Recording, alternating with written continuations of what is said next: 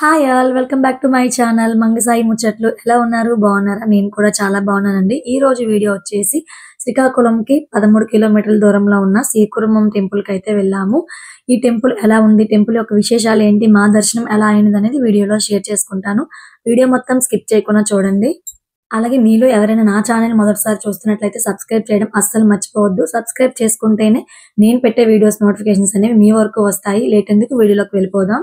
ముందుగా శ్రీకూర్మం టెంపుల్ గురించి చెప్పాలంటే చాలా హిస్టరీ ఉందండి. నాకు కూడా ఎవ్రీ ఇయర్ వెళ్ళినా కూడా ఈ వీడియో చేసినప్పుడే తెలిసింది దీని గురించి ఇంత చరిత్ర ఉందా అని.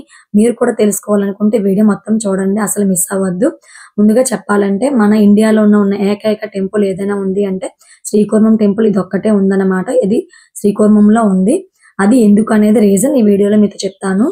ద్వాపర యుగంలో బలరాముడు శ్రీకూర్మనాథుని దర్శనానికి వచ్చినప్పుడు బలరాముడు కోపంతో భైరవుణ్ణి విసిరి కొట్టాడంట. అప్పుడు భైరవుడు అడ్డగించాడు బలరాముడిని స్వామి దర్శనానికి వెళ్లకుండా. అయితే మొత్తానికి బలరాముడికి శ్రీకూర్మనాథుని దర్శనం అయితే అయ్యింది. అయినా కూడా బలరాముడికి కోపంతో ఇంకా ఈ ఆలయం ఎక్కడా ఉండకూడదని శాపం ఇచ్చాడంట. ఆ శాపంతోనే భారతదేశంలో ఉన్న ఏకైక ఆలయం శ్రీకూర్మనాథుని టెంపుల్ ఇది ఒక్కటే అన్నమాట. అందువల్ల ఇంకెక్కడా కూడా కూర్మనాథుని అవతారంతో టెంపుల్స్ అయితే లేవు. ఇది కారణము. అలాగే ఈ టెంపుల్లో 2 ధ్వజస్తంభాలు ఉంటాయి. ముందున ఒకటి ఉంటుంది, టెంపుల్ బ్యాక్ సైడ్ ఒకటి ఉంటుంది. ఇంకెక్కడ కూడా 2 ధ్వజస్తంభాలు అనేవి ఉండవు, ఈ టెంపుల్ కి మాత్రమే ఉంటాయి.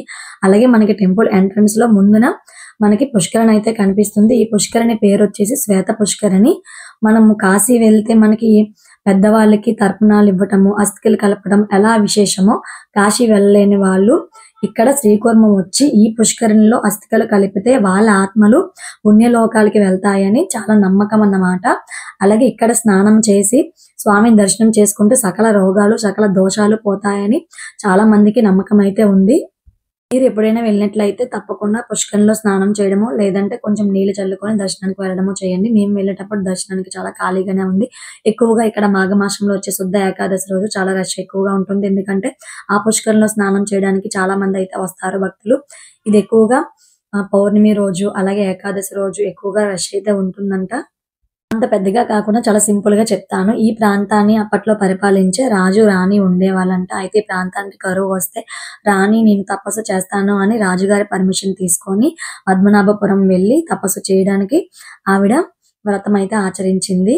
అయితే రాజుగారు ఆవిడని వదిలి ఉండలేక అక్కడికి వెళ్ళిపోయినప్పుడు రాణి చాలా బాధపడిందంట. స్వామి ఏంటి పరీక్ష, నాకు భర్త ముఖ్యమా ఈ వ్రతం ముఖ్యమా అని బాధపడగా అప్పుడు సడన్ గా ఒక గంగధార అయితే పుట్టుకొచ్చి ఆ గంగధార రాజుగారు బస చేసిన బంగ్లాని చుట్టూ ముట్టేసిందంట.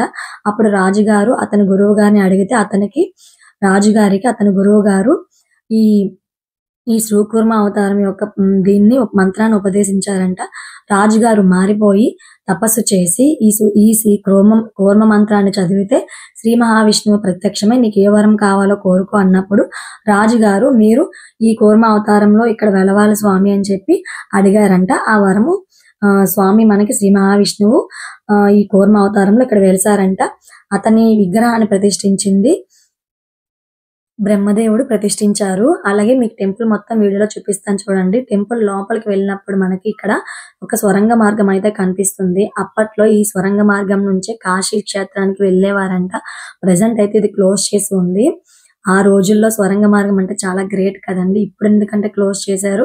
ప్రెసెంట్ అయితే క్రూర మృగాలు వన్య మృగాలు అన్ని ఉండడం వల్ల ఆ వే అంతా కూడా దట్టమైన అడవితో నింపబడి ఉండడం వల్ల ఈ వే అయితే ఇప్పుడు క్లోజ్ చేసే ఉంది. మనం అక్కడికి వెళ్తే ఆ టెంపుల్ కి వెళ్తే మనం ఈ ద్వారం అయితే చూడొచ్చు. టెంపుల్ లోపల ఎలా ఉంటుంది, కొన్ని వేల సంవత్సరాలు కట్టడం వల్ల టెంపుల్ అయితే కొంచెం పాతబడినట్లు ఉంటుందన్నమాట. లోపల కూర్మావతారంలో మనకి స్వామి అయితే దర్శనమిస్తారు. అంటే తాబేలు ఆకారంలో తల తోక అన్ని కూడా కనిపిస్తాయి స్వామికి.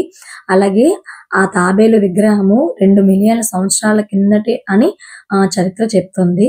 అలాగే స్వామిని సింహాచలంలో ఉన్న నరసింహస్వామిని ఎప్పుడు గంధంతో కప్పి ఉంచుతారో అలాగే ఇక్కడ స్వామిని కూడా గంధంతో అలంకరణ చేసి ఉంచుతారన్నమాట.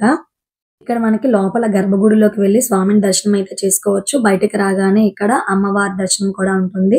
మేమైతే దర్శనం చేసుకున్నాము. అలాగే స్వామి పక్కనే మనకి శంకరాచార్యులు ఇచ్చిన శాలిగ్రామం దర్శనం ఉంటుంది. అలాగే కొంతమంది ఉత్సవమూర్తుల దర్శనం కూడా చేసుకొని మనం బయటకైతే వచ్చేవచ్చు. టెంపుల్ బయట ఈ విధంగా ఉంటుంది.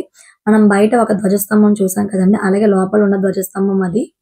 అలాగే పెద్దజీయర్ స్వామి రాసిన రామకోటి స్తంభం కూడా మనం ఇక్కడ గమనించవచ్చు. మీరు ఇక్కడ చూసినట్లయితే అది రామకోటి స్తంభం అన్నమాట. అది ఇక్కడ ప్రతిష్ఠించారు.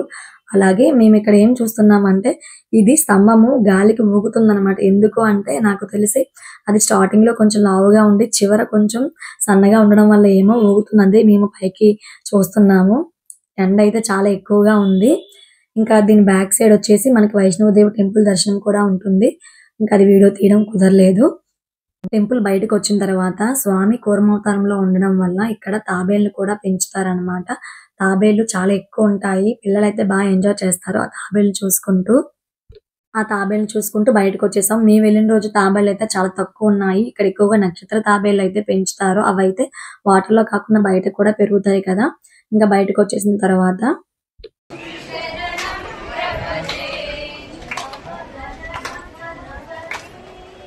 రంగలి మాల అయితే అమ్ముతున్నారు. చాలా ఈ మధ్య కాలంలో ఫేమస్ అయ్యింది కదా. కానీ కాస్ట్ ఏంటంటే చాలా ఎక్కువ చెప్తున్నారు. ఇంకా అలా కొంచెం ముందుకు వచ్చేస్తే మనకి ఇక్కడ టెంపుల్ యొక్క హిస్టరీ అంతా కూడా ఉంటుంది. మనకి కావాలంటే ఆ హిస్టరీ అంతా చదువుకొని వెళ్ళొచ్చు.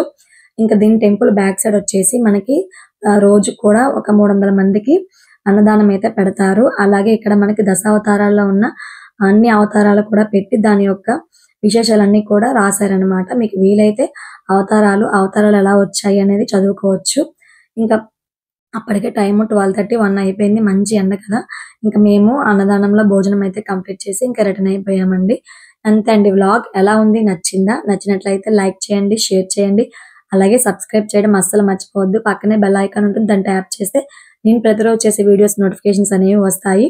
శ్రీకూర్మం టెంపుల్ ఎంతమంది వెళ్ళారో కామెంట్ చేయండి. అలాగే ఇంకా ఎవరైనా వెళ్ళినట్లయితే తప్పకుండా విజిట్ చేయవలసిన temple. Bye bye. Thank you for watching.